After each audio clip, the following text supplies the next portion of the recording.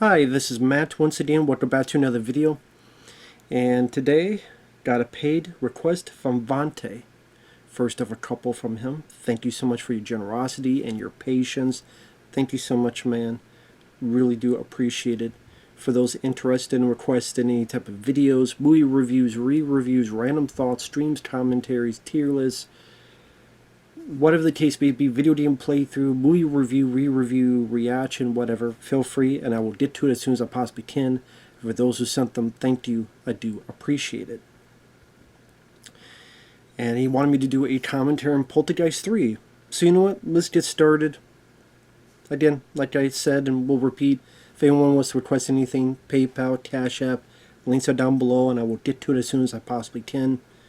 I am paused at the beginning of this. 3, 2, 1, pressing play. And so we have the MGM line logo. It will disappear. Another war and disappearing now. This is for syncing. Metro Golden Mayer presents. And then a Gary Sherman film. Now Gary Sherman, he directed Dead and Buried, which was there. My favorite of his is Wanted, Dead or Alive with Rutger Hauer. One of the last films he did was a film called Lisa, which I thought, if it's the one I'm thinking of, I didn't really care for.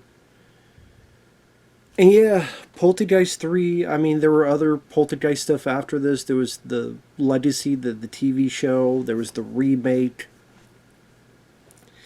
And as they're showing the names here, of course, sadly, this is the last film of Heather O'Rourke, which, that's really, what do you think about this film? That's what comes to mind.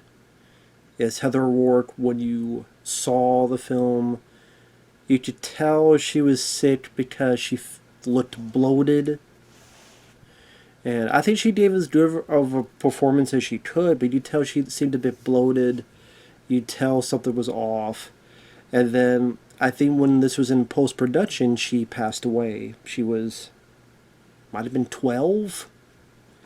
There were signs, and again, she looked bloated and stuff. They went to a doctor. It seemed like they just misdiagnosed her. And then they didn't do their fucking job or do it correctly, and then she passed away way too young, way too soon. And I know this seems silly but the first Poltergeist, there's a point when you hear her, and she's so much younger because that's 82, this is 88. Because she's so much younger in that, when she says a certain line, she says it with such sweet innocence and such this young, youthful energy that I tear up. Now, I never met this person, of course. I mean, by the time this came out, I was 6 years old. When the first one came out, I wasn't even born yet. So but it's just one of those things where, you see someone who, I do think Poltergeist is a classic. I don't mind Poltergeist 2 for what it is. It's a step down from the first, but I liked it for what it is, despite its flaws. This one, not so much, which we'll get into that and stuff, but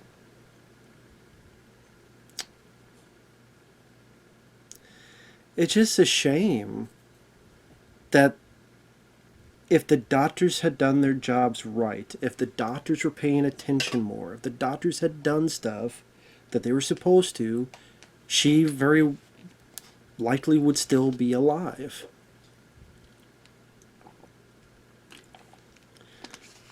And how nice would it be to see you doing conventions, and they probably would have done a Poltergeist 4, like 20th anniversary, Poltergeist 4, and now they'll probably do like a legacy sequel where it's her kids and she's the mom and Heather O'Rourke is... You know they would have done that. There's a lot of things they would have done, whether you would like to have seen it or not. But just, all that life taken away. Is that fucking fair? To be brutally honest, there's a lot of people that do horrible, terrible, awful things, and they still keep on cooking, and yet someone this young and youthful, bright energy snuffed out like that. It's a fucking shame. So here we have Tom Skerritt, which I think Tom Skerritt does a good job, but I mean, I like Tom Skerritt. I liked him in Alien. I liked him in The Dead Zone, the Cronenberg film with Christopher Walken. Tom Skerritt to be always a good actor, so I think he did what he could with this. This is Lara Flynn Boyle as the daughter here. Of course, she would be the villain, and I think it was Men in Black 2. She would be in other stuff. And then, well, she's out on stream, but the other person,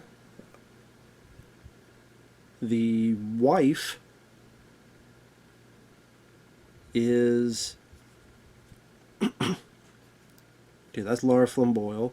And then the other person is Nancy Allen. Of course, from RoboCop, RoboCop 2, Dress to Kill, the Brian De Palma film, among other movies. So, you got some good actors in this. I mean, Nancy Allen, I like her.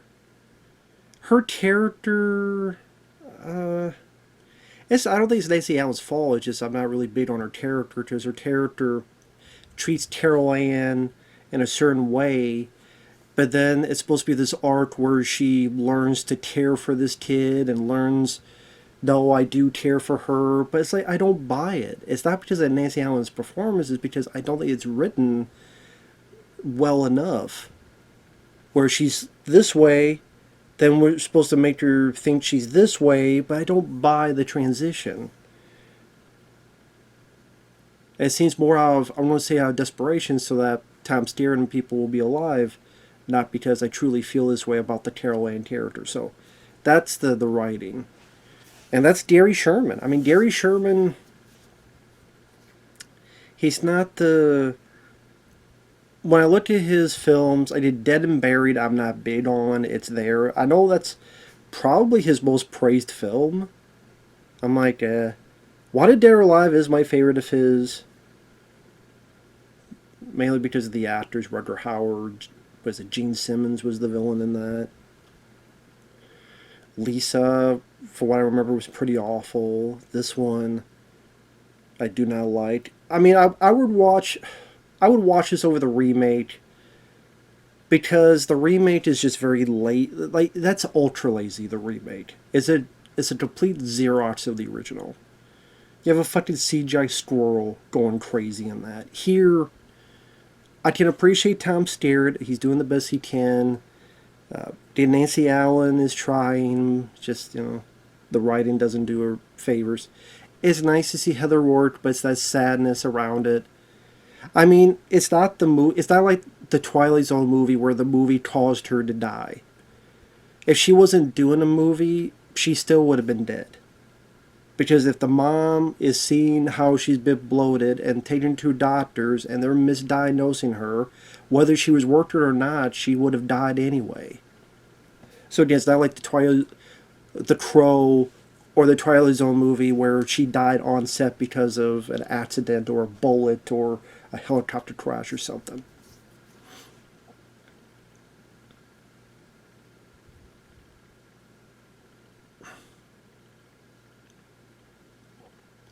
You see this crack in the mirror. So this movie is very, very fascinated with mirrors, which I thought, okay, was an interesting direction in terms of there are some ambitious type of visual tricks being done using all practical with mirror shots. I don't have a problem with that. I think that's, again, ambitious. Also, it taking place in a high-rise building, apartment building, however you want to put it, here, this building operations. I don't mind that. I always liked the idea of a haunted high-rise. It's just I haven't seen a good one yet. I mean, Evil Dead Rise, I thought was very lame. There was one with Michael Moriarty, which I thought was fucking dog shit. Dark Tower. Did the Visitor Center release that? That was dog shit. I mean, I'll put this over Dark Tower. The closest may have been Demons 2.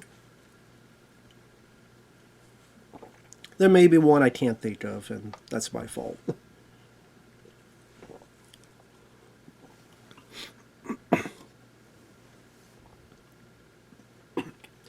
But I mean, Poltergeist is one of those franchises that, in all honesty, which is a weird phrase, as opposed to what?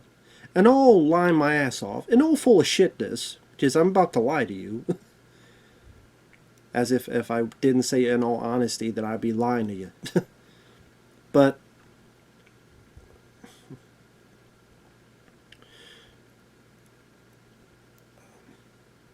I was going to say Poltergeist didn't need a franchise. When you watch the first film, which I do think is a very good, whoever, Spielberg, Toby Hooper, whoever did it, whoever made it, I think that's a very good film. The cast works well, the special effects are solid, the musical score, the blue collar neighborhood tone. Trey T. Nelson and JoBeth Williams, they all did a great job. And the movie had an ending. They got out, they went to a motel, they took the TV out, dot the I's, cross the T's. There was really no more story to tell. So then Poltergeist 2, they're trying to tell the story, trying to add more, which I can appreciate. And the Kane character, that actor who was dying when he was doing it, did a very valiant job. Forget his name. The guy who was in One Flew of the... Was he in One Flew of the Cuckoo's Nest? I'm bad with names. The guy who helps him out, the Native American, Trey T. Nelson having a bit more to do. Just didn't have a whole lot to do with first. So this one, they try to give him more to do. They definitely try to push more for the special effects. There's some silliness, especially at the end there, where they're in the other side, and they're all floating around. It looks a bit goofy and stuff, but there's some good makeup effects when the creature Trey T. Nelson pukes out, and then you have this really gnarly looking creature that looks like Trey T. Nelson, and that was really neat. That was very memorable. See, it's all mirrors, so you have this creation here looking at her.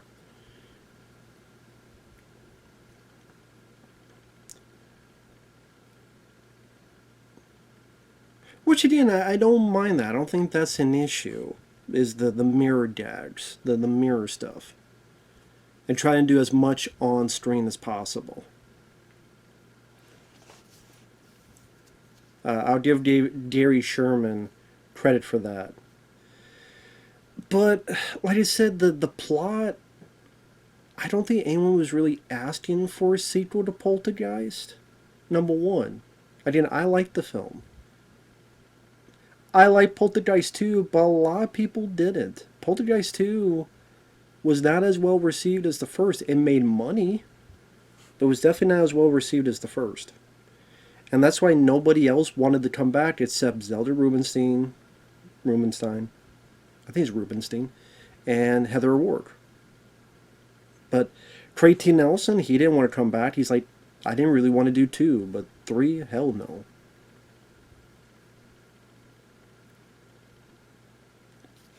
JoBeth Williams, no.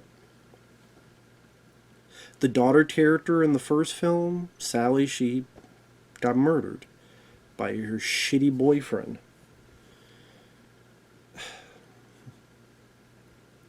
So you have an audience that didn't think it needed sequels in the first place. Then the ones that did, they saw the second film, and some of them Didn't care for the second film. I didn't. For me, I liked it, but it was a step down. Then when you get to this film, they go, okay, you're kind of on your last legs. It's a bit anorexic, a bit Ally McBeal, a bit thin, and you don't have most of the family back. Like, okay, you don't have Jo Beth Williams. You don't have Tracy Nelson. You don't have that familiarity. Just the little girl. Idea no one was trying out for Poltergeist 3. So when it came out, it didn't do much. See, right there, you could see Heather Ward, like her cheeks, how much puffier they are. On a lot of scenes, you really see how puffy she is. Because of what was going on with her.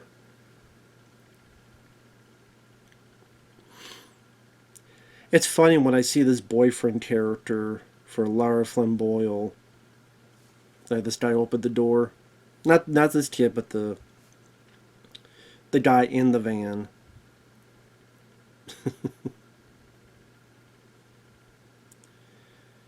What's funny is with the ending, he completely fucking disappears. And I don't know if I should talk about the... Oh yeah, Richard was a Fire. I know his last name's Fire. I know my friend Mike OCP got really pissed at this character. I think his review is still up on Poltergeist 3. Fucking fire crotch. Like some fire under your ass. But, I mean, the actor did what he was supposed to play a complete dickhead who is the other antagonist. You have the supernatural antagonist, then you have kind of the human antagonist. He's the human. He's the guy who's like, oh, I don't believe in spirits. I don't believe in ghosts. This is mass hypnosis. It's your fault, Carol Anne. Blah, blah, blah, blah, blah. So he's meant to be infuriating and annoying. But the script made him very one-dimensional. And I don't think it's the actor's fault. It's just the I mean, I don't know. Maybe it is. But the script, it's not like the script really gave him much dimension on it. Maybe it's the actor's fault, too. But the script did help him. Man, look at all the 80s hair. Jesus. Lara Flynn Boyle's like fedora. And then this thing here where the other girl is like the... I don't know what you call that. Where you put the thing... It's like a bandana, but not covering all like this. I don't even know what the hell you call that. For me, one of the reasons I didn't like the film, I never liked this film, is I didn't like the story. I do not buy Craig T. Nelson and Jo Beth Williams' characters giving up Carol Anne to go live in another city with, are they supposed to be Craig T. Nelson's brother, which is Tom Skerritt, I believe. I don't buy that. I don't buy that at all. Like, I'm supposed to buy that shit? I don't buy it. With the shit that especially happened in the second film, they're not taking their eyes off that girl. They're going to be more protective. They're going to be like Liam Neeson and Taken. Or Taken 2, where they're going to be studying and checking on her and, are you at school? You see, overprotective, but much more protective. Not this, where they send her off to a completely different city, and then because they didn't want to come back, they never, you never see them in the movie. So, the concept, the setup, I thought was bothersome. I just didn't buy it. I didn't buy it at all. I call bullshit on it. So right off the bat, I'm calling bullshit on that piece of the plot, which is a big part of the plot. It's like, okay. And this stuff here I don't find interesting, where this guy wants to disprove what Heather O'Rourke is going through, because we know what she. You see the cane there, which I'll get to him in a minute. But we know what she's. We know what she went through. It's kind of like, well, to a lesser extent, Friday Night Part 2, where the fucking guy is trying to tell Charlie Brewster there were no vampires.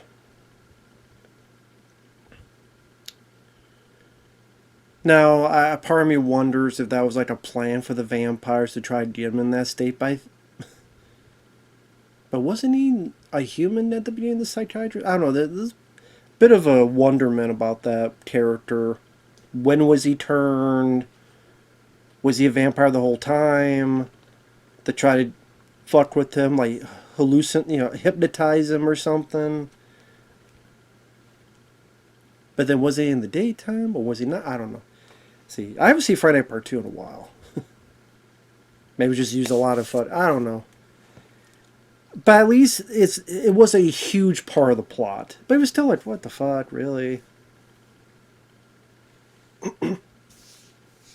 Or it was just like a stupid plot, like. But I mean, there's been some people wondering, was there other shenanigans going with that psychiatrist? Here is just.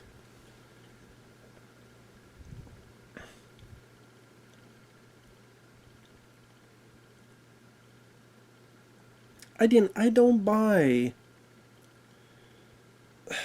I don't care about some fucking asshole trying to make Carol Anne. Oh, it's mass hypnosis, because we all know it's bullshit. We all know that's not what happened. We all know that's not the truth of the matter. So we have Zelda Rubinstein here as Tangina, which she was here, she got a paycheck. People remember her from the other films. That accent.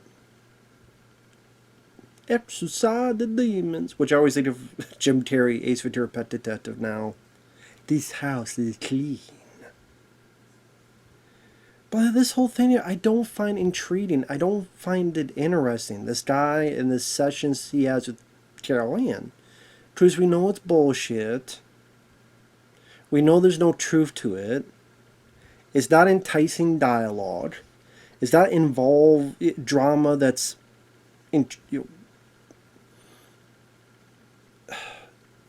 pulls you into the story.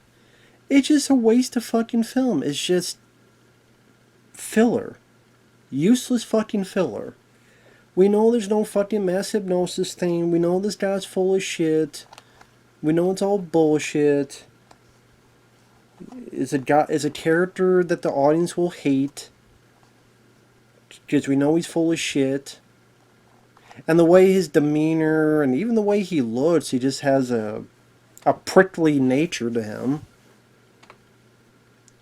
Which is why my friend called him Fire Crotch. But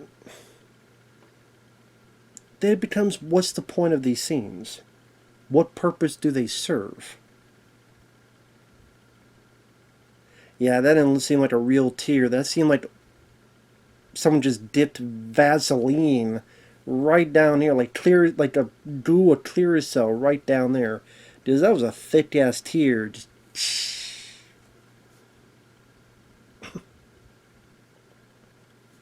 Oh, and Kane. I was going to mention Kane. It's another thing. Why are we bringing back Kane when he was in the second film, and I thought that was all dealt with in the second film? When they went to the other side, they dealt with Kane, and Kane is gone. So why bring back Kane? We've already done that. We've already been there. And this guy is not going to be up to the level of... It's not going to be up to the level of the guy in the second film.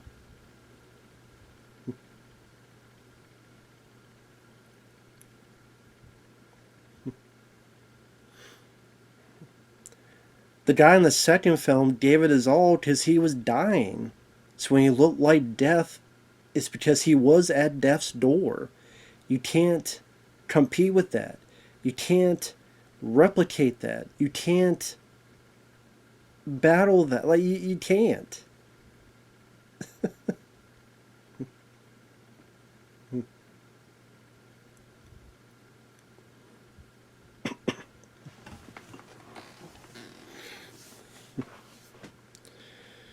So somehow this mass hypnosis also made a cup thrown and hit the mirror. Oh, but the cup is there. Then what broke the mirror? By some bullshit reasoning. His reasoning doesn't make sense.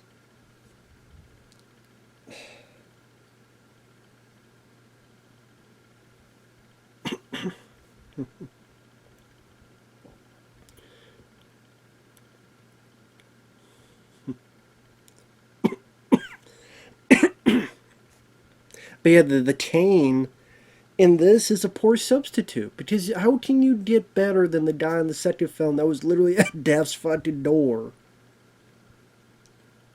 And of course, he wasn't going to to reprise the character because he died after the second film, or maybe in post production of the second film. So again,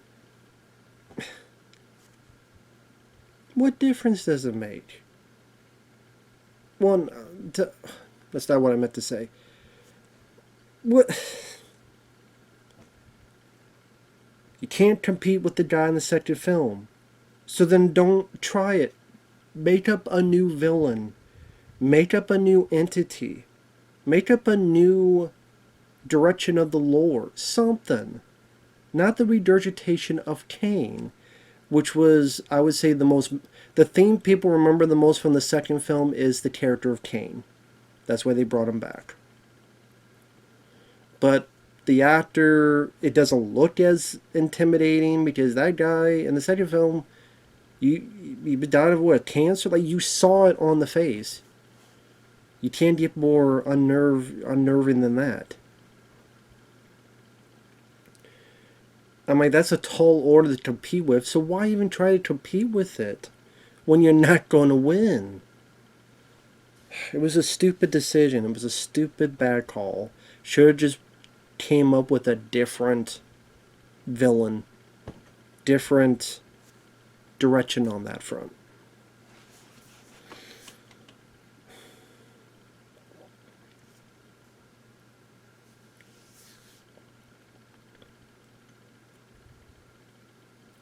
That's another thing with the audience when they go into a third film.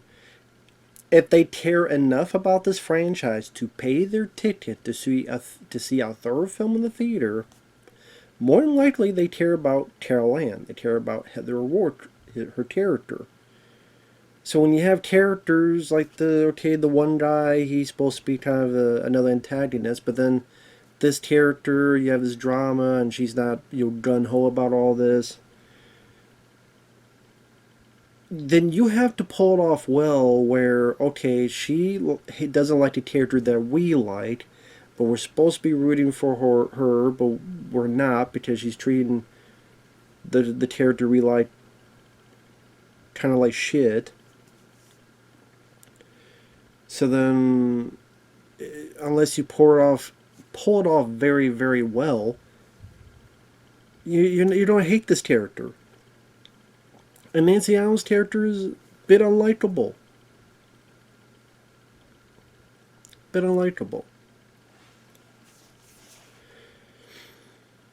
See, and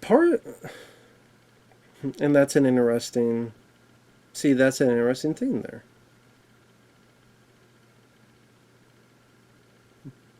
But that's an interesting trick. See, like there, that was like that's a good oh shit moment. Where it cuts, he leaves, but Tom Skerritt's still standing there. Like, that was a good oh shit moment. But then she doesn't think anything of it. She's fine. She is fine. I'm like, if I saw something like that, I'm calling wherever the fuck I can on the phone to just whatever ghost investigator I can get.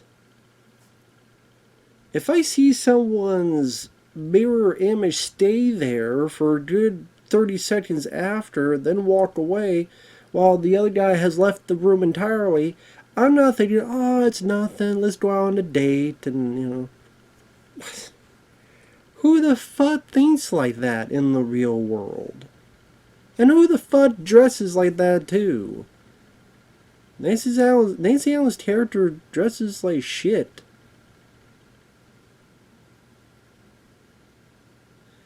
Is that supposed to be the same cane? One's like shorter than the other. Did you see that at the door?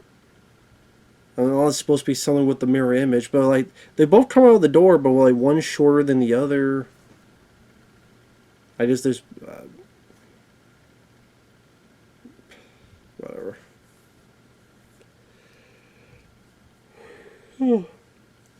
Jeez, I'm already yawning.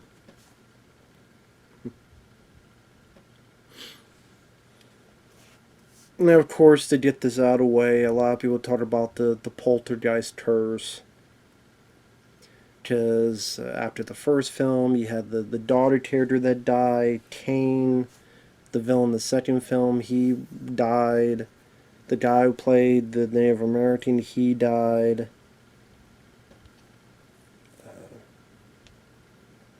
Of course, Heather O'Rourke died.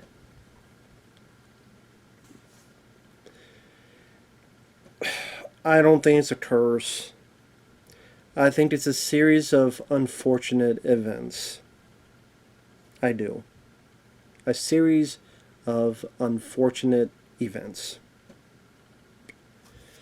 Because they'll go, oh, and it affected other people's careers. Oh, you mean Tracy Nelson, who had a TV show called Coach that was very successful for many years on ABC? Man, I wish I had a failure like that.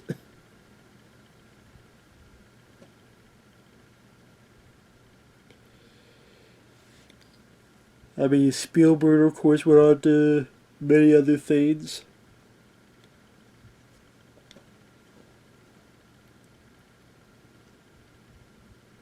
Even Tom Skerritt here, he was in, was it Ted?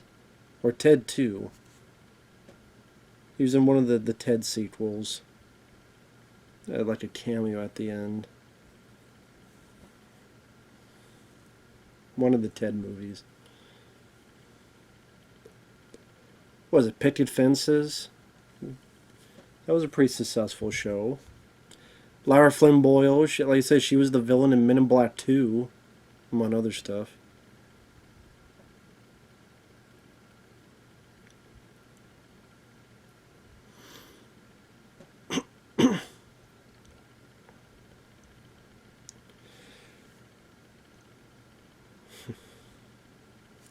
But no, I don't believe in curses. I think, again, a series of unfortunate events.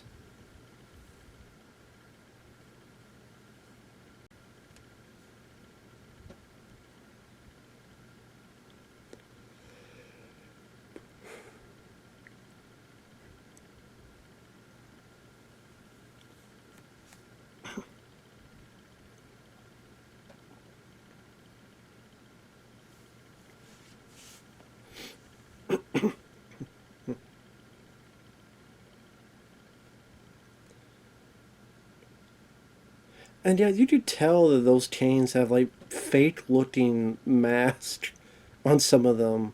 Like this really fake looking Halloween mask. So I guess the idea is that she didn't see any of them. Which I don't know how the fuck you don't notice that.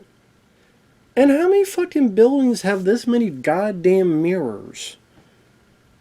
Was this an 80s thing that these buildings had like so many just mirror, mirror, mirror, mirror, mirror on the side of the wall for the whole goddamn hallway? Was that an 80s thing? High-rise thing?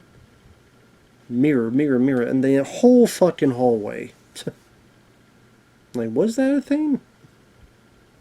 I did have mirrors, but like, there's so many goddamn mirrors.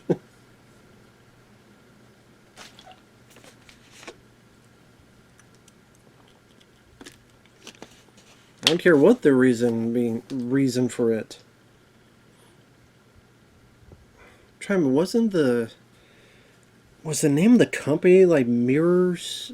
I can't remember now. Mirror Image. I don't know. I don't care. It's too fucking many.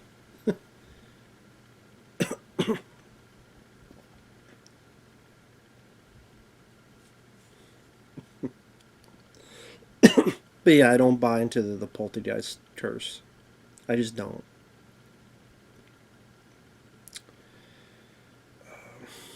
God, what was I going to say? And like some of these steers is just kind of there. Um,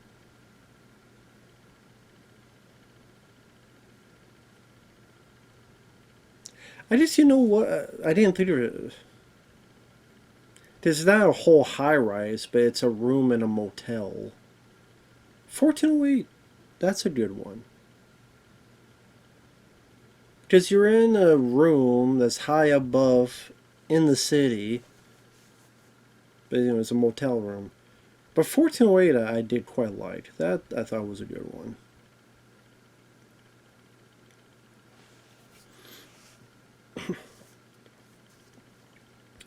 And it does take some credit to try to pull off these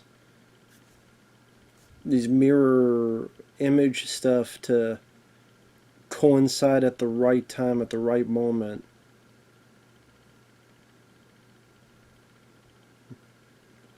And like that's an interesting effect. To take someone and pull them up while they're at the mirror and stuff.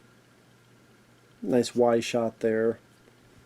Of course, they had to do the weird back because it was there here. Then the second film, they're back. So here's a weird back. I think at this point, people just groan at that. They go, they're back. I think people were fine with. But weird, like when it got to the third one, I was like, okay. Alright.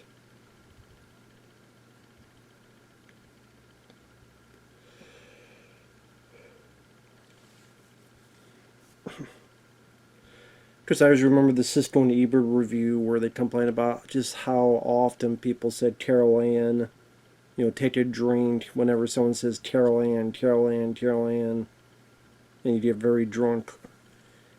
Yeah, people do see Carol Anne a lot in the movie, I gotta admit on that.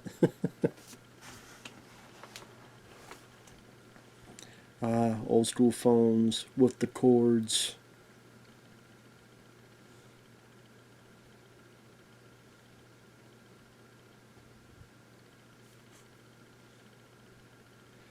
God, look at that public phone for the plane.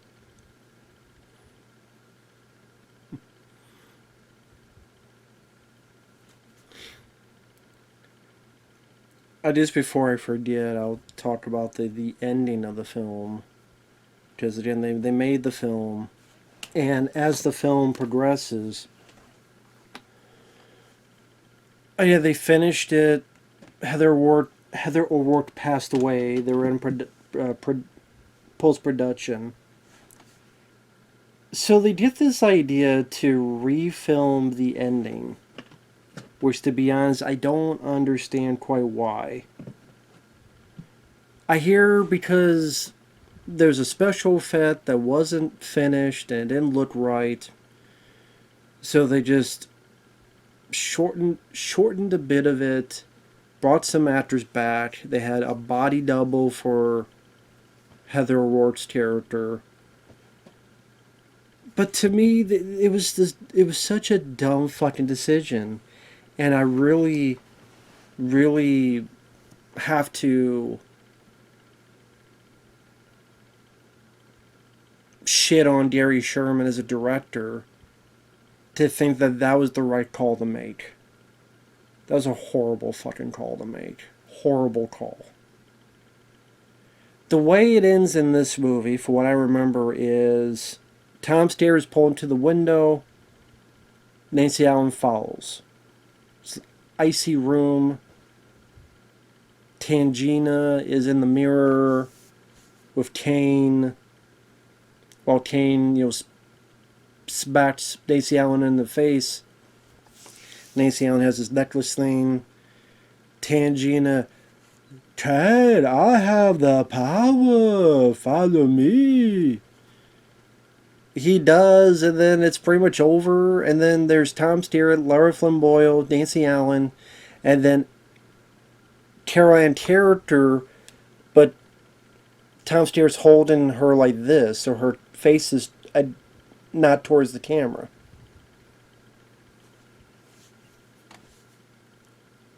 And that's it. It's horrible in so many ways. Number one, the effect, you could fix that, or you could help that with editing.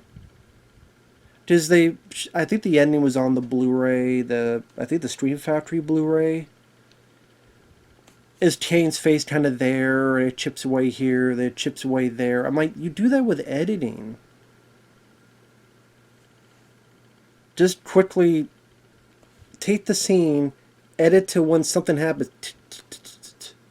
Have it hurt the like something ethereal has happened. Cut back to Nancy Allen's face or other pieces of the room or other stuff, and you could help warrant that with editing. Hell, shoot a bit where you have the guy's face and blow it up or melt it. Like, if you don't bring people back, just say, hey, actor who plays Kane, did a cast to his face. You did a blowtorch. Melt it. Melt that fucking face like it was Raiders of the Lost Ark. I mean, if they got away with the face being pulled off in Poltergeist 1 and it's a PG, well, there's other ways you could do it, man. But in that ending, the original, you saw Heather O'Rourke. You saw her face. You saw that she was there alive and well with the family. And the boyfriend character. The boyfriend character of Lara Flynn Boyle is there as well. Because it goes like a chew. And then there's like the boyfriend and Lara Flynn Boyle over here. And there's Tom Skerritt and Nancy Allen. They got the Heather O'Rourke over here. Or over here. I was sitting there going, everybody's there that is supposed to be there. The ending that they have, you're thinking, where's the boyfriend? Where did he disappear to? How come, well, that's not Heather O'Rourke, and you know that instinctively, especially nowadays. Such a stupid fucking decision. Dumb decision. It made no sense. Well, because, it was scary to see the people in ice, including Heather O'Rourke. But she escapes, and she's alive,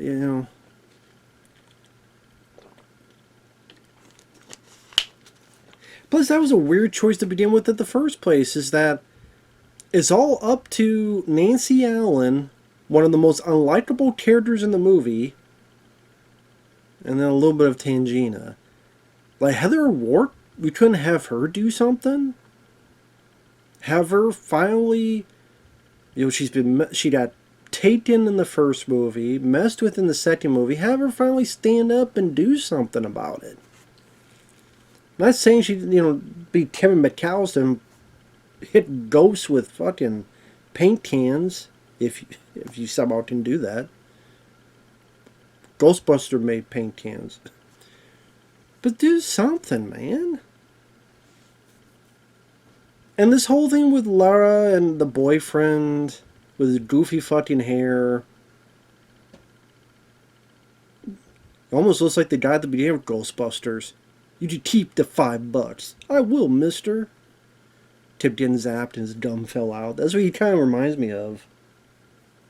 I don't know this guy's name. I don't know if he did anything else. But I didn't do people give a shit about the Lara Flynn Boyle and the teen? But I just say, it's teenagers go see these movies, so let's have teens in them to reflect the audience members seeing these things. Which is funny, because Poltergeist 1 concentrated on a family, and that was like the most successful one. But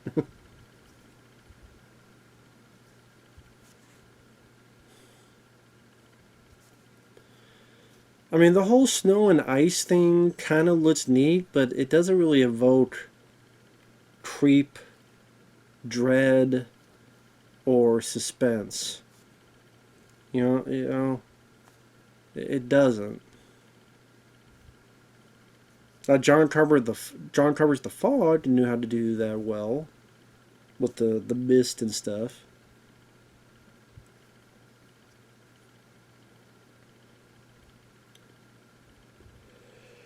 But yeah, a lot of the stuff going on is I don't care with the teens. Coca Cola and Coors.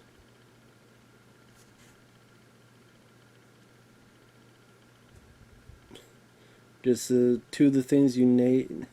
Oh, and Jay's. Do you even make Jay's potato chips anymore? I don't even know. But you got your Coca Cola, get your sponsorship in there. You got your Coors. It'd be nice if someone just carry like a 6 pack of Mellow Yellow, just to be different, you know. Well, they probably didn't make them back then.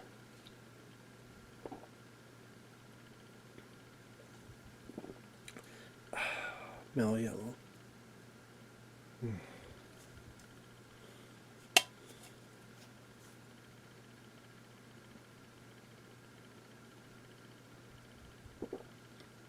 Jesus.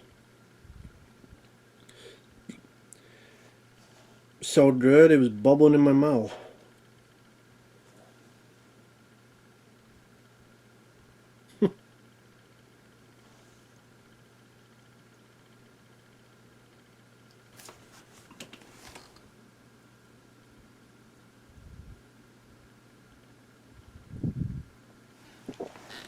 You probably can't hear that, but it's like there's a bubbling, fizzing.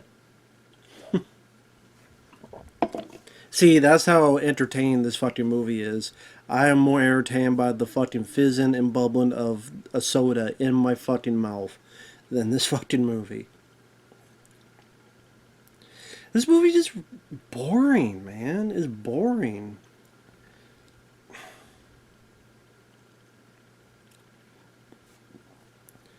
I feel bad for Heather O'Rourke. She had a lot on her plate to deal with this, and at least in the others, you had Joe Beth Williams and Craig T. Nelson and all these other people to back you up. Tom Skerritt, points in the film, he fucking disappears. A lot of times she's by herself.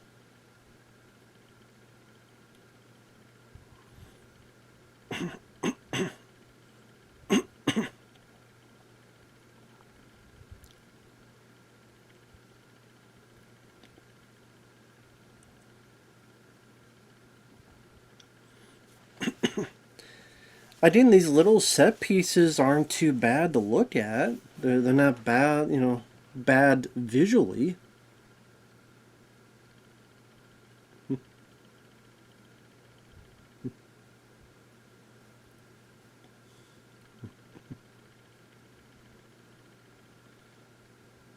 Yeah, it's definitely something you don't see every damn day.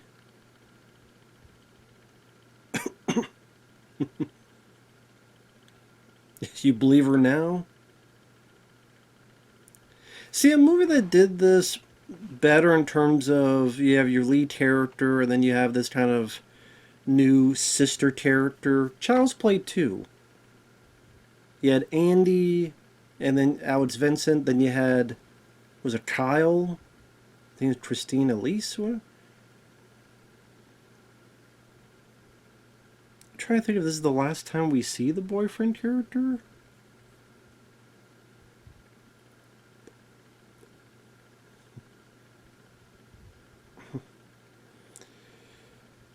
Like I said, I mean, I haven't seen this film in a long time, so I don't remember jack shit, except bits of the ending.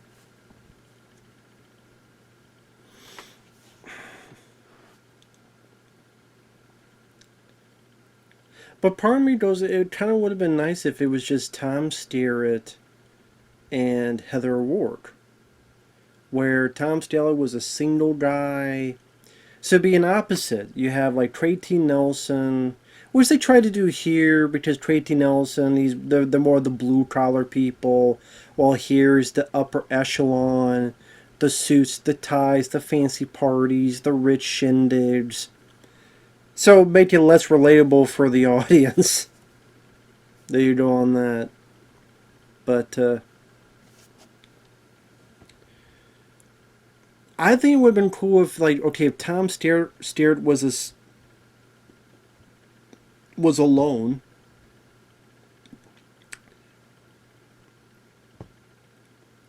Oh, they just got out of the damn thing? Or is this the... Oh, no, these are the other people. These are the other people.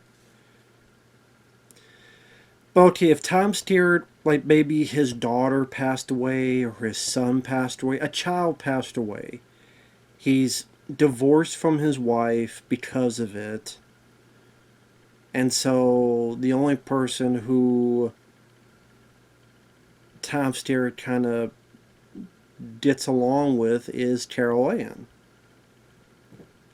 So here's this girl who's away from her family, and then here's a guy who has no family anymore. So there's this kind of bonding where they kind of need each other at this point.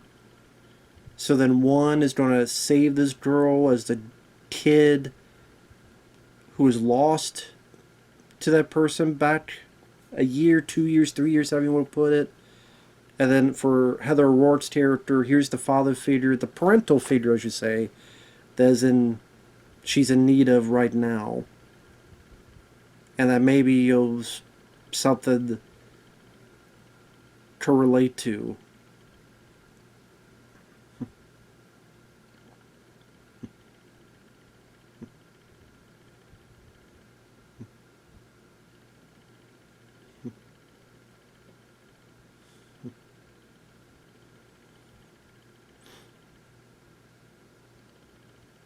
I know it's supposed to be ice, but it looks like they fought the Marshmallow Man from Ghostbusters. Obviously, it was supposed to be like snow and ice and stuff. It did look like just fought the Stay Puffed Marshmallow Man. I think Nancy Allen and the other guy is now like, what the fuck? Like, how do you look like you're covered in ice? Oh, so that's what they see. So I guess that's what they saw. Okay.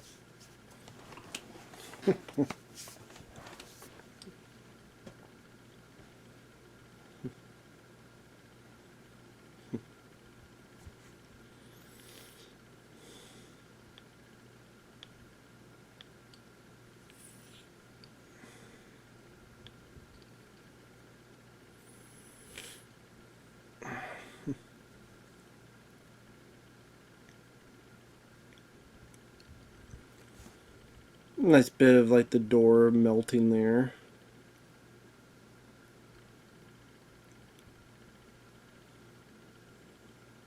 Getting cool visual.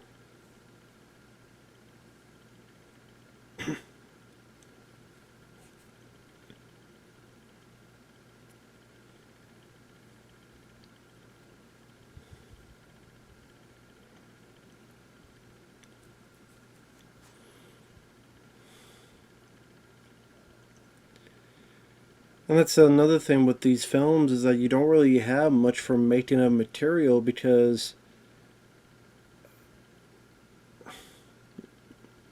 well, I think Poltergeist 2 and 3, they do have special features. There are interviews, to be fair.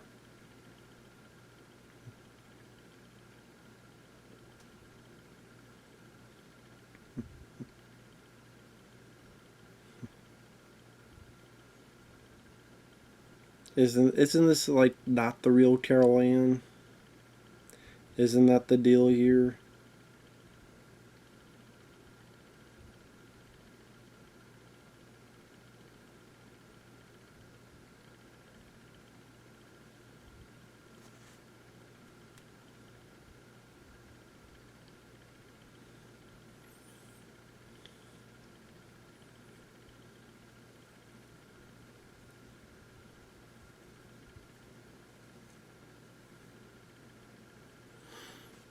And even Zelda herself is trying, but at this point, it's kind of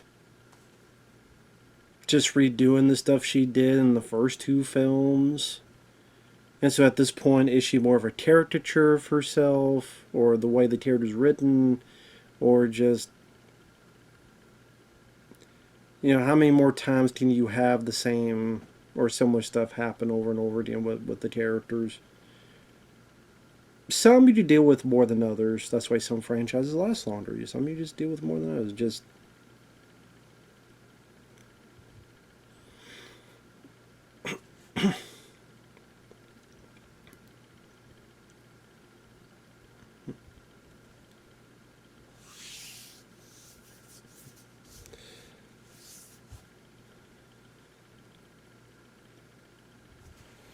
I would like to look up. Actually, my phone has to charge. I got the movie playing. I got the internet here, so.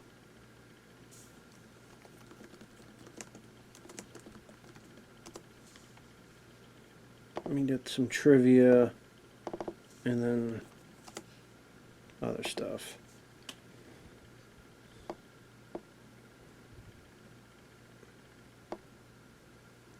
Yeah, stick this up your ass.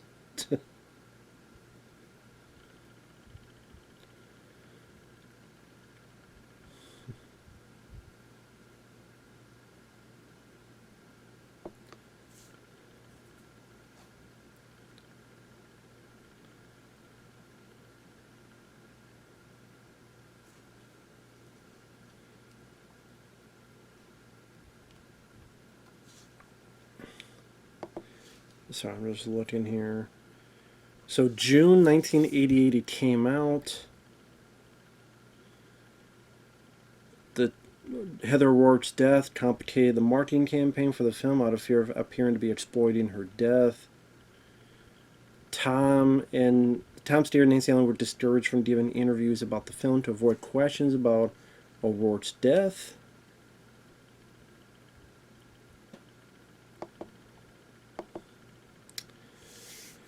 It opened at number 5 with $4 million. It made $14 million. Had about a $9 million budget.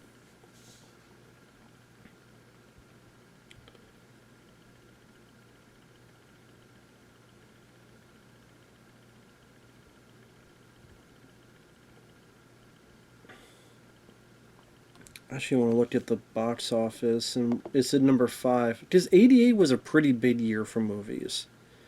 That's another thing, with the competition. Like, you had Crocodile Dundee 2, which was big. That made $100 million. Big, with Tom Hanks. Big Business, that was the...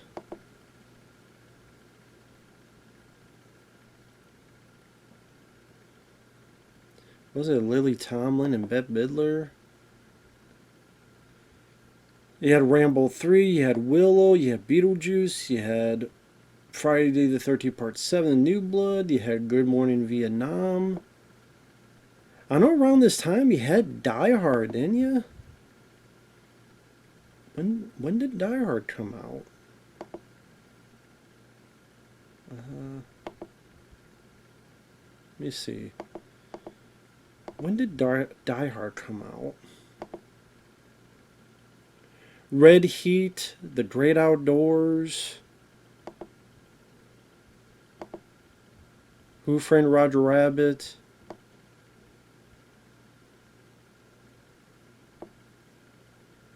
Bull Durham.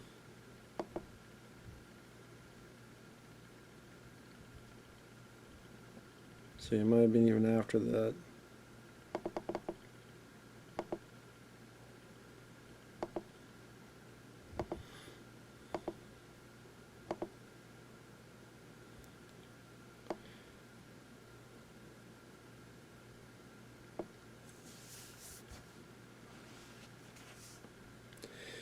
So I know the director Gary Sherman did not want to finish the film when Heather O'Rourke died, but it's like, listen, we already made the film, you gotta finish it. Or get someone else to do it.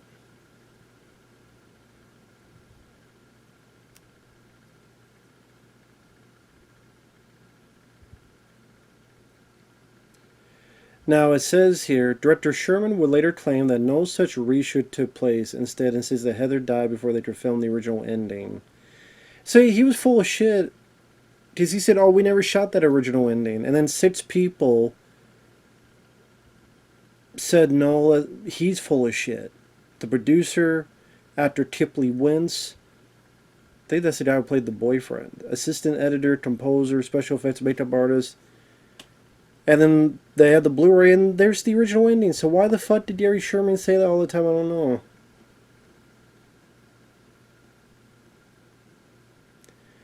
Yeah, the bloated appearance of Heather O'Rourke was a misdiagnosis of her medical condition, which led to her being prescribed the wrong medication.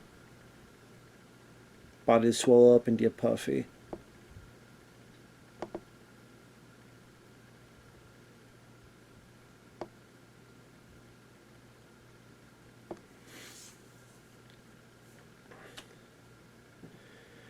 "17 pages from the movie script were never filmed, explaining why some parts of the film feel unfinished or rushed. 10 to 15% of the script was unfortunately never filmed due to lack of funding."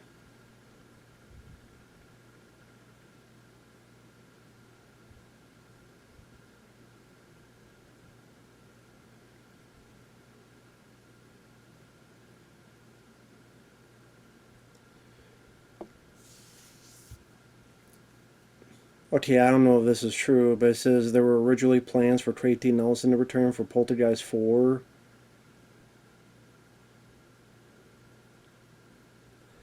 But, well, that doesn't make sense because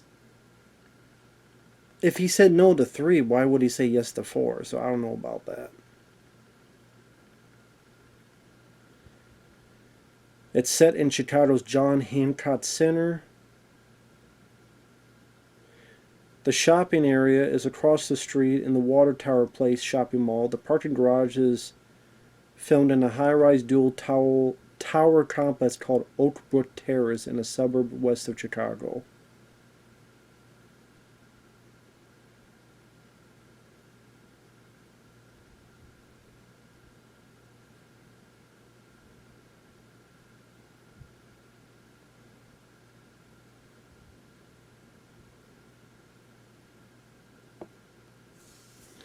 Tangian mentioned she got her necklace, which is there, from a powerful medicine man who walked among spirits. Reference to Taylor in Poltergeist 2.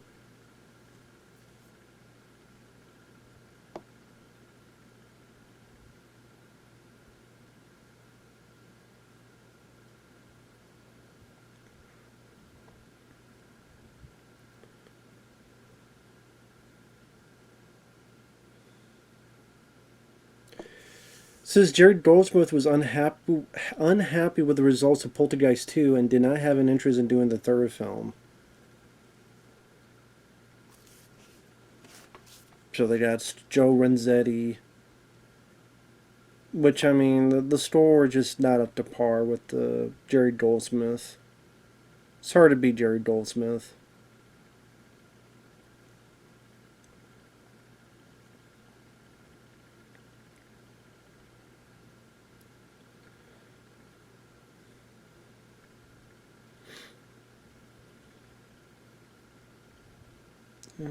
Sorry, I'm just looking through.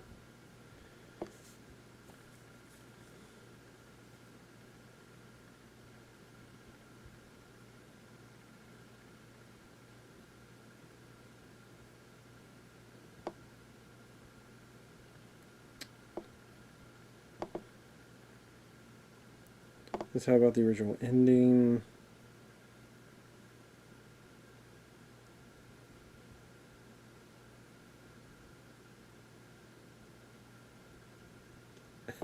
In this film alone, Carol Anne's name is spoken 121 times.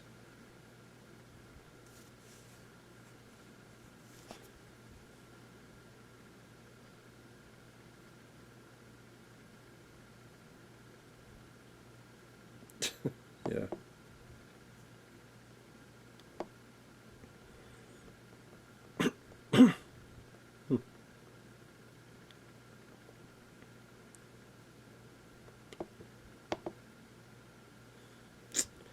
And like that right there, like, what, now Tangina's dead?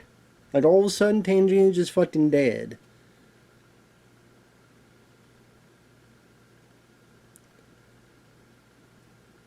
See, that's what I mean. Like, okay, Tangina's not dead. Now the sister's coming out. But I mean, or the daughter's coming out. But then it may not be the daughter. It may be a doppelganger daughter. And it just made Tangina turn to a fucking dried husk of a corpse. I'm like, so wait, Kane can do that? He could just, I kill you and turn you into a fucking dried husk. Why can't he do that to everybody then?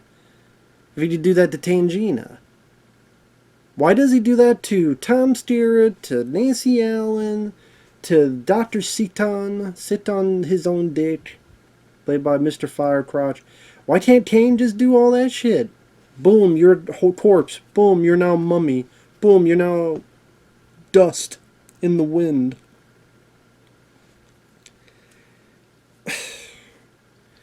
But then in the original ending, Tangina is frozen with the others, because that's where the actual ones are, because they're taken over there and you're frozen, while doppelgangers are over here and replacing, and it's like, whatever.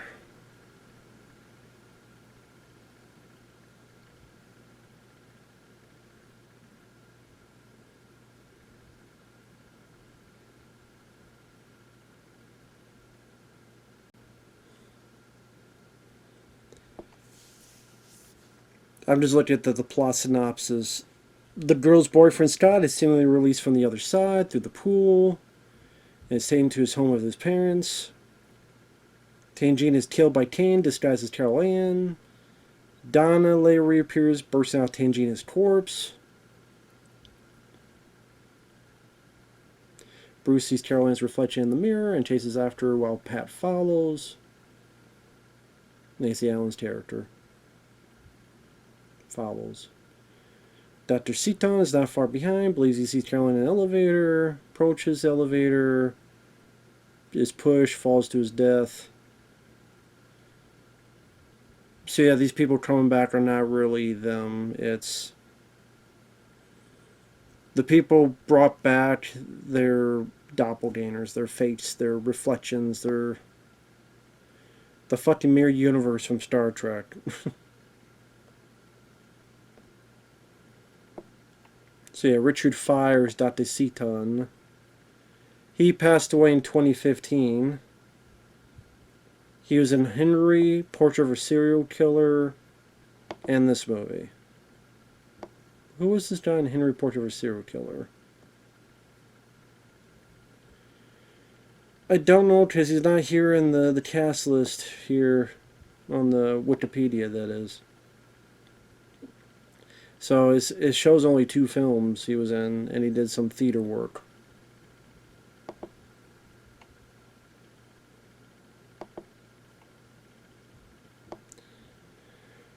Tom Skerritt, he was in, I forgot he was in the movie MASH, the movie version. But yeah, Cheech and Chong's Up in Smoke, where he plays Strawberry. I wasn't looking at his neck. Alien, of course, classic. The Dead Zone, Top Gun, Space Camp. I always forget about Space Camp. The Rookie, he played Charlie Sheen's dad in The Rookie. There he goes. And not many humans die in these movies, like in the actual movie. I mean, there's the grandmother that died off screen in Poltergeist 2. Guess technically Tangina and Dr. Seaton die here.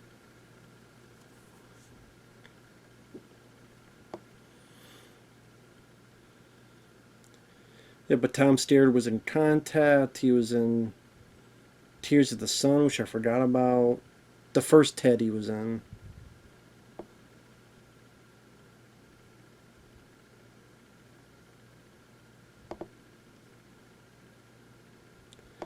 Lara Flynn Boyle here. She would later be in How I Got into College, which was the other film directed by Savage Steve Holland, who did Better Off Dead and One Crazy Summer. Oh, she was also in The Rookie as well? Oh, was she who I thought? Was that her?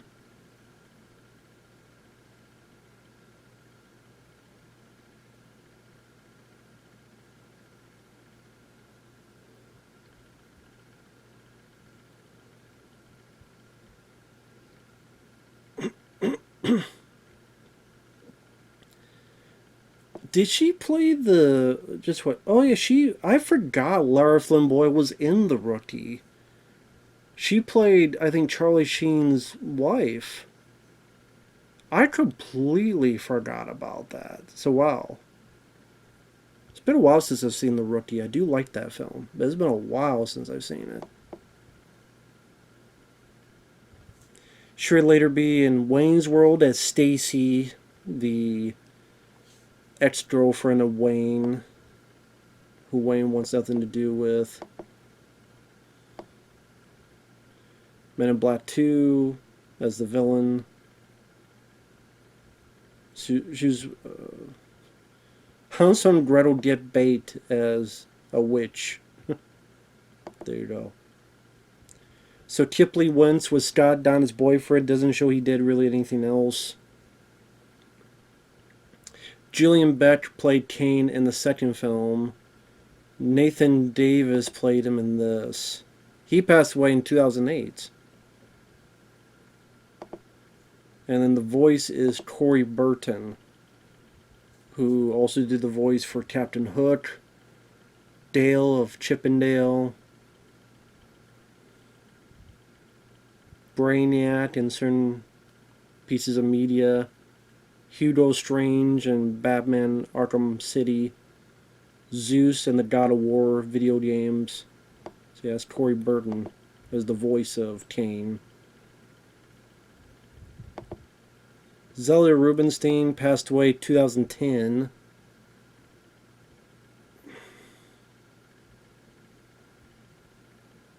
She only got like a couple roles between Poltergeist and... You think after Poltergeist they would have cast her more, but she was in a film called Frances as mental patient. That was the same year. A Chip of Glass Ruby as daughter. And 16 Candles as organist. Not even given a name. Then Poltergeist 2... Anguish, Poltergeist 3, then she was in National Lampoon's Last Resort, Little Witches, Southland Tales. I forgot she was in Behind the Mask, The Rise of Leslie Vernon, which I do like that movie. She had a little cameo in that.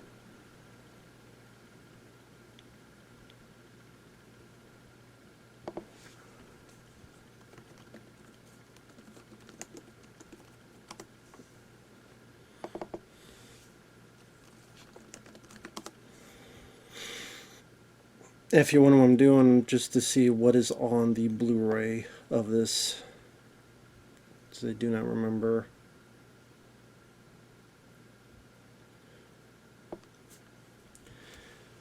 Oh, here we have the scene here where there's like a bunch of dead frozen animals coming alive. I'm like, honestly, that shit was done better in Dead Heat with Tree Williams.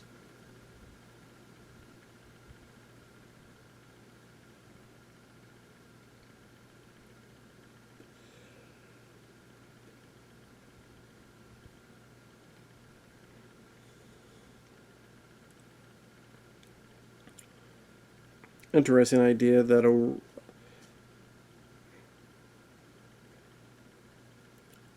this wave of water is going towards them like this.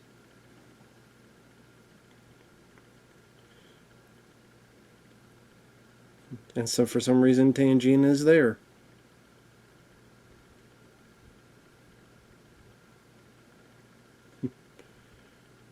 Fight the power. That's what I mean with this one, with this film. Sometimes there's like no rhyme or reason to what's going on. It's just, oh yeah, Tangina just turned to a fucking husk of a corpse. And yeah, they're trapped in the freezer, and then the animals, or the dead animal.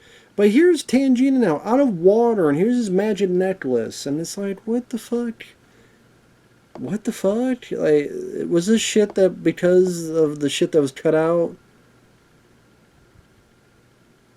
Here she is being fucking bitchy again, Nancy Allen's character. God damn. Like, why are we supposed to root for this character?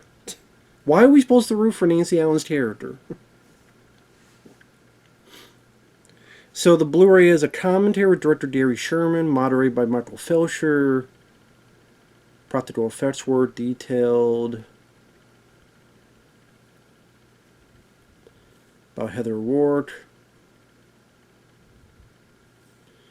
Screenwriter Brian Taggart provides an interview about the film, his long working relationship with the director, and how they approached the film with an Alice through the Looking Glass sort of theme. Nancy Allen interview, how the mirror tricks worked and all the practical in-camera tricks were pulled off. She has some fond memories about working on the film, working with the cast. Interview with special effects creator, detailed practical effects they had to design for the movie, including the infamous scene where Lara Flynn Boyle rips out of the rotting corpse. Then the alternate ending.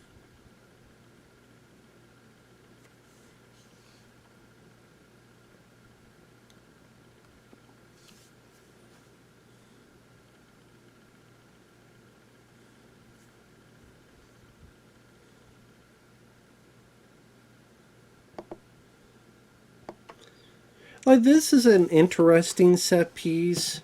This frozen wasteland of a garage and cars trying to run over Tom Skerritt. I mean, credit to the production crew, credit to the set design. I'm making this winter wonderland of stuff. I don't find it creepy. I don't find it scary. I don't find it frightening or anything. But, so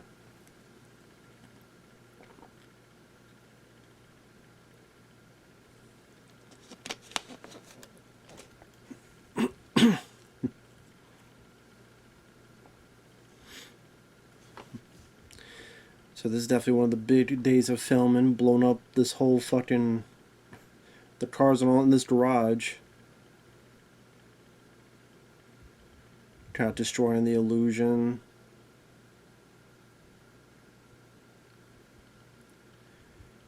Like, that whole scene I didn't mind. That whole scene, like, as a production quality type of set piece, not bad to look at. In a weird way, that sounds like you see like in a Silent Hill thing where you're in one world, you do something in a flash, then all of a sudden you're in this, the world is returned to quote normal. That would happen in Silent Hill games a lot. I could see that. But I mean, we got 19 minutes left of the film, and it feels like, it sounds shitty to say, it feels like a whole lot hasn't happened. I know stuff has happened, but I guess think of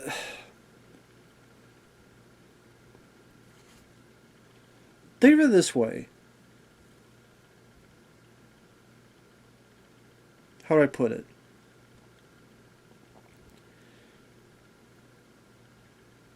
To go back a bit. So I'm giving my thoughts. Heather O'Rourke, who is one of the only cast members to come back, you build her up a bit in the first half, and in the second half, she's fucking gone. She is gone. Her doppelganger pops up a few times, but the second half, her character is gone. Again, other than a few bits of the doppelganger, but that's it. So it's weird to have like your main character, like the main thrust of the story, disappear, and it's not like the first two Poltergeist films or such where we think of Craig T. Nelson and Joe Beth Williams as the main characters, especially in the sequel when we follow them. Here, the person we followed is Heather O'Rourke, and then when she disappears for a good chunk of the movie, you go, where the fuck is she? So you're kind of left with these new characters that you're kind of dangling in between. One of them is Nancy Allen, who plays kind of a bitchy, unlikable character who's trying to shit talk Carol, about Carol Anne.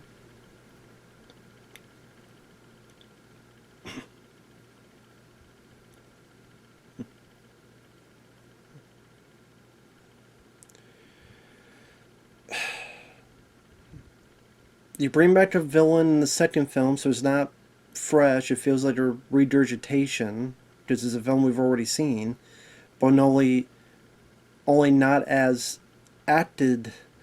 He doesn't act as well as the guy in the second film because that guy could not outperform Julian Beck in the second film. He couldn't. From the second film, couldn't. So you have a character played by a different actor who doesn't do nearly as good of a job. Even look wise, it doesn't work. The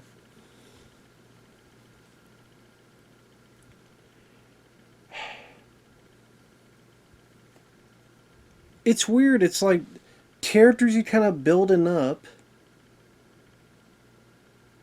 but then they disappear, and the characters who disappeared for a while, now we're stuck with them. Because we see these two characters a little bit, but then they disappear and fuck off, and here's Heather O'Rourke, and she's with Dr. Seaton, and then Lara Flamborough and her boyfriend, and they're going to do the party, and you have the whole thing with the party and the pool and whatever, and then you have the Heather O'Rourke being chased around and blah blah blah, and these two are nowhere to be seen.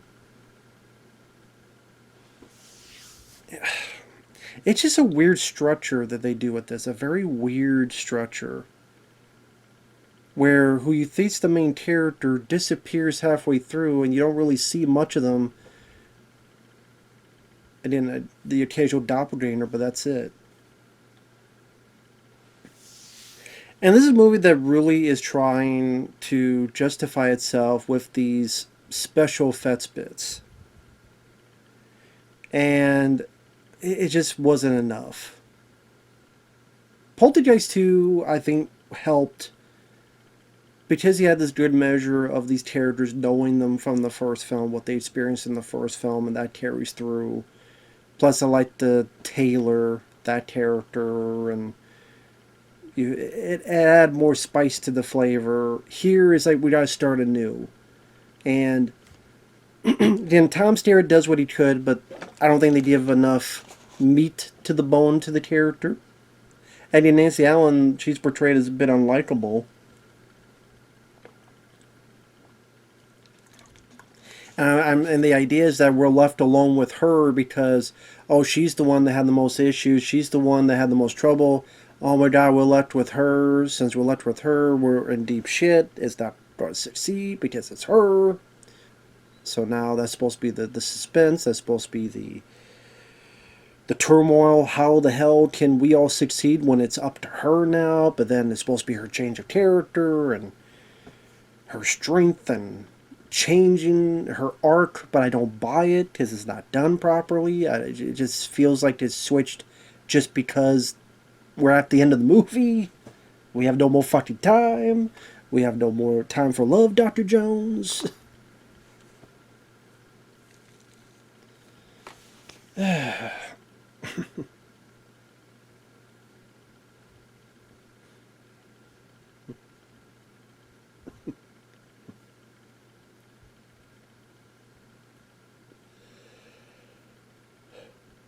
Yeah, this is when Tom Skerritt gets taken away. Because I remember he hit something, the window or stuff, and then he just pulled in. I think they're on the window washing thing.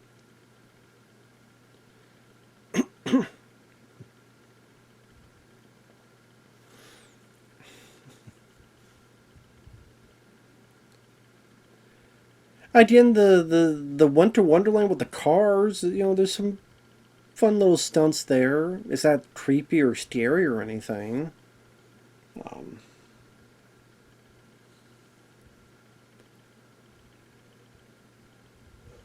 Trying to think of the other stuff. Again, they're in the freezer and the frozen fish and animals kind of moving back and forth, like but barely doing it. It's like, okay, that looks a bit wonky.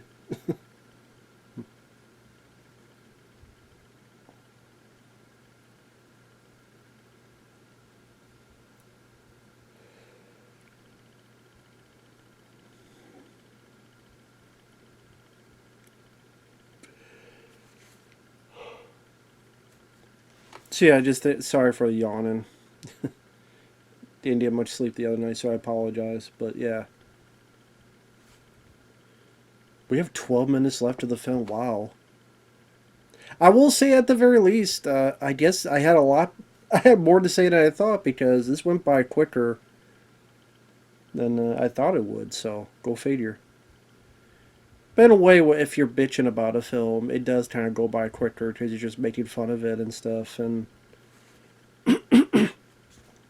is this one of the worst movies of all time? No.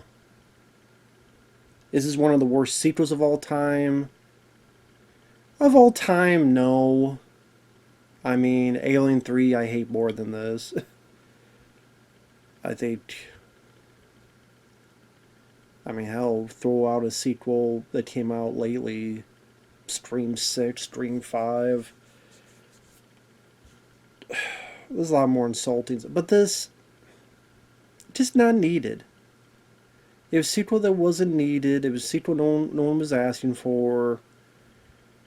Heather O'Rourke, it feels like she's going to be given more to do because you have the setup where she's got to battle Dr. Seaton. She's got to deal with this guy saying that she didn't really deal with ghosts. She's away from her family. All this drama and struggle and turmoil that she's going to have to deal with, and now she in a way more by herself because her family is away. They dealt with this before. But then none of that comes to fruition. Nothing is done with that because she just disappears early on in the movie, at least halfway through. So then nothing's done with her character. So it just feels like a waste. A fucking waste.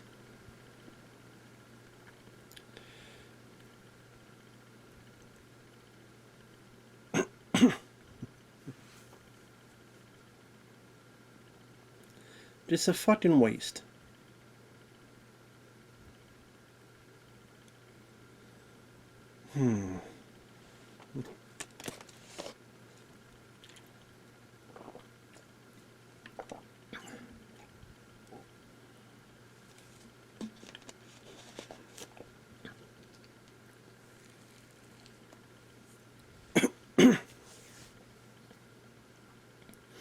Damn, just a waste.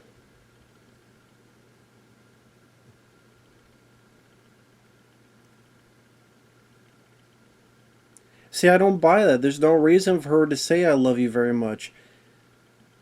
Why? Why? Other than I want this to be over, I want this to stop. She's barely had scenes with Heather O'Rourke's character. There's no talk of like why she's being so harsh on you know. You can't just have this change that seems like out of the fucking blue. That's not good writing, Gary Sherman.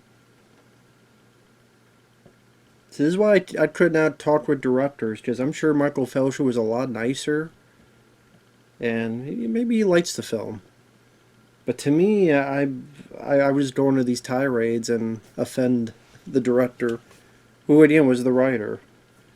I'm like, this is bullshit, Gary. This is bullshit, Gary. Come on, Gary. Where's Wyatt? Don't you have a woman to create? Have some weird science to do? Okay, yeah. Ron Gary.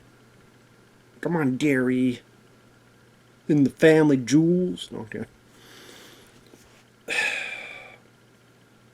So you got Nancy Allen in an ugly fucking outfit, ugly hairdo, kind of an unlikable character that hard for me to root for. I like Nancy Allen, that's the only reason, possibly to root for her. But I mean, they're trying to make her the Jo Beth Williams of the first movie, and it doesn't work because It just doesn't work at all. At all.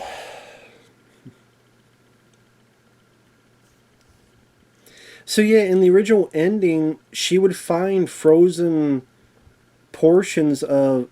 She would find Tom Skerritt. I do want to say Tom Sizemore, but rest in peace to him. She she would see see, there you go. Tom Skerritt would be frozen on the ground. The Lara Flynn Boyle and Carol Anne and the boyfriend of Lara Flynn Boyle, they would all be frozen. See, the doppelgangers were out there. This is where all the original people were here, frozen. So she would see it in Carol Ann, Tom Steer, all these people frozen. And as she's seeing these people frozen, something like this happens. Kane appears, yeah. I think that's a little bit extended stuff. See, these here, she would see frozen versions of them at first. These corpses.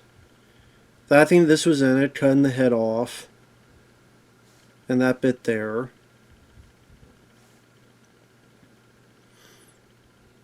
But then Tangina would be there frozen as well.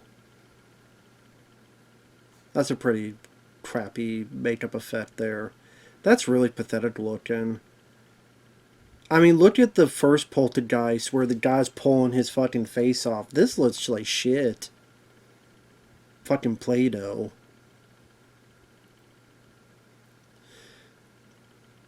But see, Tangina would be frozen, and this is not how it would happen. Tangina was frozen, breaks out of her frozen state, grabs Kane, and then takes the necklace, and then he kind of shakes and his skin's falling apart. Now they stay on the shot because they didn't finish it, but they stay on it. But you do fix it with editing. Here is just, come with me, I have the power. So it's like, what the fuck did Nancy Allen even do?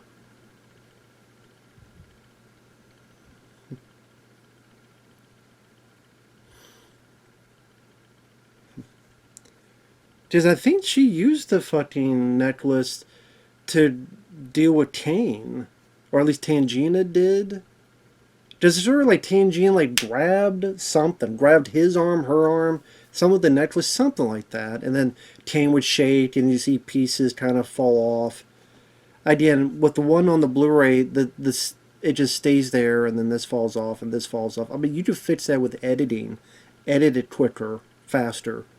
More rapid pace.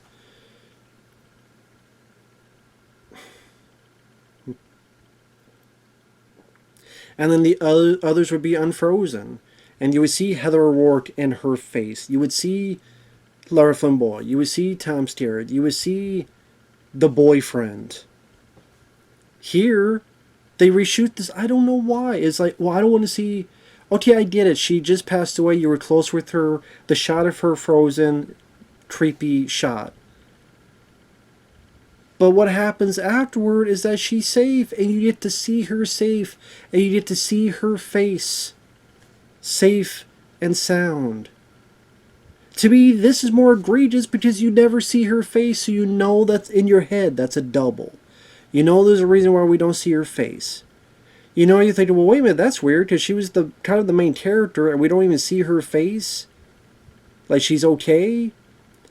Audiences pick up on that stuff. They go, that's weird. That's weird to not see your face. Also, where's the boyfriend character? I guess they either didn't bother to get the actor back, or they didn't want to pay him, or some, I don't know. Or he didn't matter. I guess she don't care about her boyfriend. Or I guess he's dead.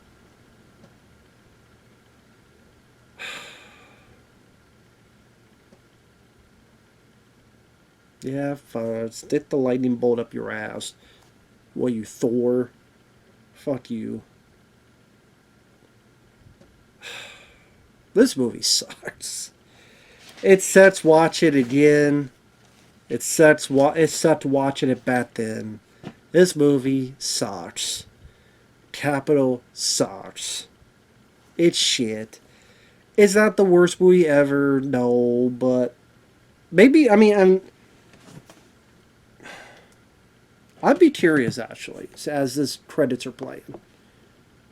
I want to look up horror films of 1988. Because if I see films of 1988, I mean, there's a lot of horror, there's a lot of films in general. Okay, I would say American Gothic I like less than this. Because this, I just say I like some of the special effects scenes. The mirror gags. American Gothic I'm not a fan of. Bad Dreams I like more than this. The Blob I like more than this. The Brain, I honestly don't remember much about it. Brain Damage I like more than this. Cellar Dweller, is that what I think it is? Is worse than this. So I'll say that. Cellar Dweller I would put worse than this. Child's Play is better. Dead Heat is better. Destroyer, yes. Even Destroyer I would say is better.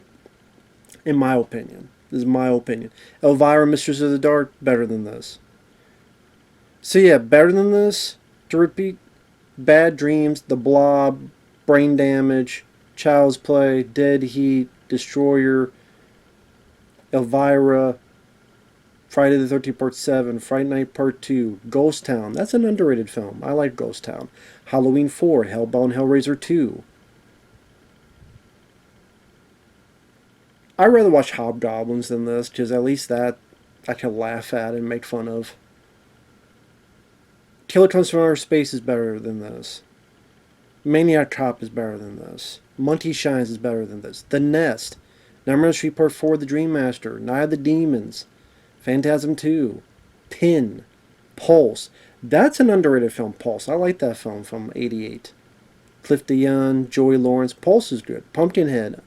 Return of the Living Dead Part 2 I like more than this. Scarecrows I like more than this. Serpent in the Rainbow. Sleepaway Camp 2. Slugs. The Unnameable I like a lot more than this. Watchers, Waxwork I like more than this. Some of these I've seen but I don't remember much about. I mean, of horror films, I would probably say only American Gothic I find more boring. Zombie 4, Killing Birds, probably worse than this. Howling 4 is probably worse than this.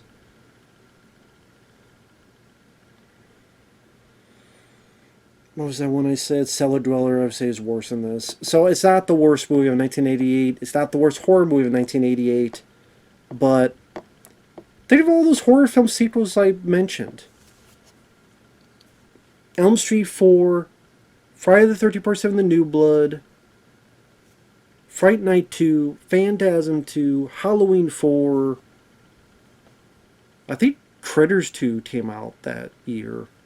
Maybe Ghoulies 2 as well, which I like those two. There's a lot of good, fun horror sequels. This was one of them. Probably the worst horror sequel of 1988. Well, I said Zombie 4, Killing Birds. Well, if you count that as a sequel. Or Howling 4 I said was worse. So I can't say that. Howling 4. The film sucks. I'll put it that way. It's shit. But with that said, thanks for watching. We'll see you guys later. Thanks once again, Vonte. Take care, everyone. Bye-bye.